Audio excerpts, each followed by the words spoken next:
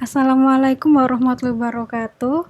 Di sini saya Novita Rizky Amalia dan teman saya Widiawati Norsoliha akan mempresentasikan hasil review jurnal yang berjudul Analisis Sentimen Pembelajaran Daring pada Twitter di masa pandemi COVID-19 menggunakan metode Knife Bayes.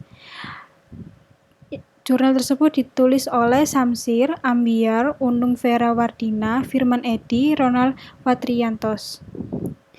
Yang pertama yaitu pengertian dari analisis sentimen.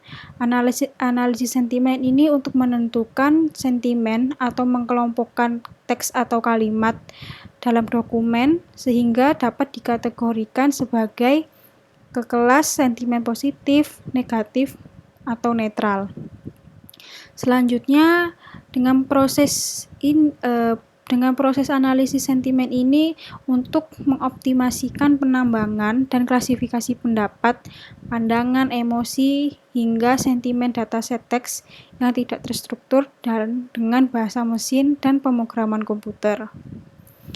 Selanjutnya pengertian dari text mining. Text mining ini untuk menghasilkan informasi dari satu set dokumen. Text mining ini untuk menghasilkan informasi melalui pemrosesan, pengelompokan, dan analisis data yang tidak terstruktur dengan jumlah yang besar. Selanjutnya pengertian metode Knife Bayes. Metode Knife Bayes ini merupakan metode untuk mengklasifikasi dalam penambangan teks yang digunakan dalam analisis sentimen. Dengan metode ini akan berpotensi sangat menghasilkan yang baik dalam mengklasifikasi dalam hal presisi dan komputasi data. Selanjutnya terdapat langkah-langkah. Yang pertama, untuk mencari data tersebut, maka akan mencari kata kunci seperti pembelajaran daring, kuliah, belajar, online, daring, dan tagar hashtag belajar dari rumah yang difilter dengan kata kunci daring dan rumah pada tweet dalam bahasa Indonesia. Proses scrolling data.